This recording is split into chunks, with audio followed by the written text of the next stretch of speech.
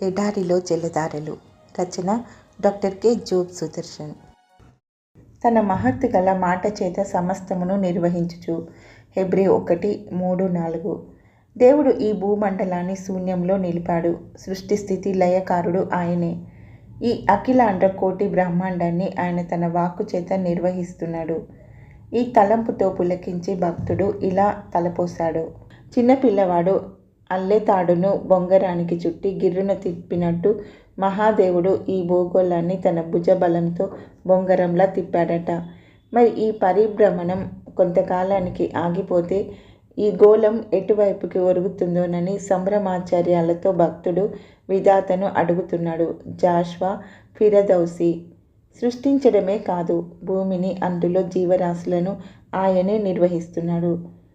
ఆకాశాలను దద్దరిల్లజేస్తూ ముంచుకు వస్తున్న మహాపర్వతాల వంటి కారు మబ్బులను గదిమి వెళ్ళగొడతాడట. మహా తేజోరాశి అయిన నిప్పు ముద్ద సూర్యగోళాన్ని అటు ఇటు తూలకుండా నిలిపి ప్రయాణింపజేస్తాయట. విరుచుకు పడుతున్న పిడుగులను ఆవలికి విసిరివేస్తాడట. అంతటి మహాబలి ఒక చిన్న చీమ చనిపోతే కన్నీరు చిందిస్తాడట.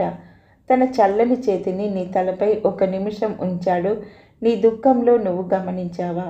నక్షత్రాల సంఖ్య నియమించి వాటన్నిటికీ పేర్లను పెట్టినవాడు. కీర్తన 147:4.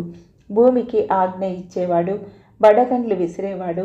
ఆ పరాక్రమవంతుడే గుండె చెదిరిన వారిని బాగు చేస్తాడు, వంగి వారి గాయాలు కడుగుతాడు. ఎంతటి అమోఘ శక్తి! ఏమి వైభవం! ఏమి జాలిగుండె! ఎంత కనికరం! వారి యావత్ బాధలో ఆయన బాధ నొందెను. యెషయా 63:9.